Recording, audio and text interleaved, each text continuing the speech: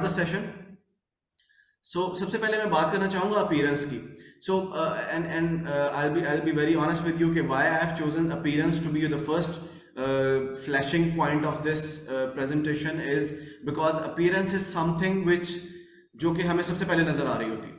So जब आपने screen को देखा और मैं सामने बैठा हुआ था तो आपने सबसे पहले नोटिस किया होगा, क्योंकि मैं उस वक्त बोल नहीं रहा था. सो आपका जो सबसे पहला ध्यान गया होगा वो मेरी अपीयरेंस पे गया होगा कि ये कौन मौसूफ बैठे हुए हैं और इनकी क्या अपीयरेंस है, किस तरह के दिख रहे हैं और क्या पर्सनैलिटी है इनकी. सो ये ह्यूमन नेचर है और आई बिलीव साइकोलॉजी के स्टूडेंट्स भी यहाँ बैठे हैं तो वो मुझे सेकंड करेंगे इसके ऊपर कि ह्यूमन ब्रेन जो है वो इस तरह से फंक्शन करता है, हमारी कॉग्निशन और बाकी सब चीज़ें, कि हम किसी को भी अगर ऑब्जर्व कर रहे हैं तो हम उसकी पहले अपीयरेंस को ऑब्जर्व करते हैं कि अच्छा ये दिख कैसा रहा है या दिख कैसी रही है. सो इस पर थोड़ा सा बात करते हैं. तो of course I must say that you should all be very careful about your appearance कि आप अपने आप को किस तरह से कैरी कर रहे हैं और आपकी फर्स्ट लुक या फर्स्ट अपीयरेंस किस तरह की दिख रही है. Follow the dress code.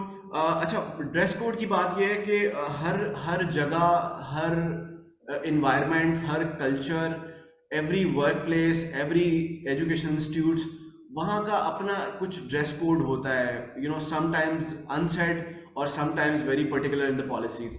So dress code को हमेशा फॉलो करना चाहिए.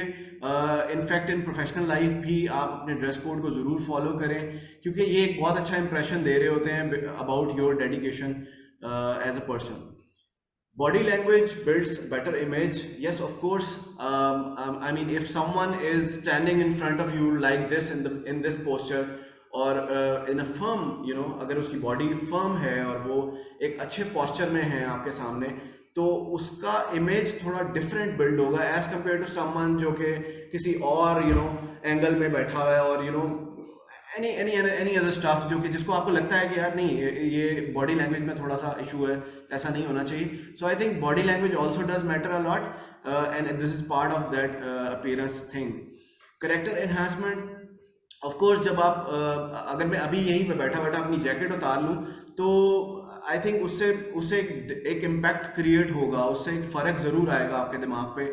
तो कैरेक्टर एनहांसमेंट जो है वो होती है through your appearance, through your body language, through dress code, end of course you generate a lot greater kind of confidence in your self जब आपने अच्छा ड्रेस किया होता है.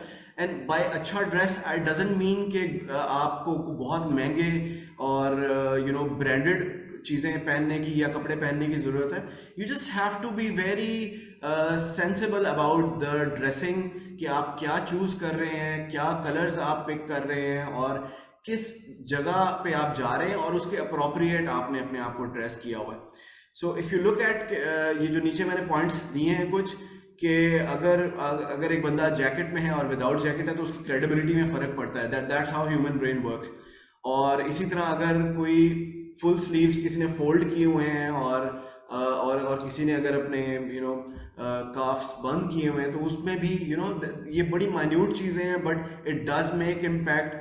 और ये लोगों की थिंकिंग और जो परसेप्शन होती है उनकी आपके बारे में, उसको ये इम्पैक्ट कर रही होती है चीज़ें. So there is a quote in the end, ये ज़रूर आप लोग देख लीजिएगा before we go to the next slide. और and if you have any questions आप please you can write it down.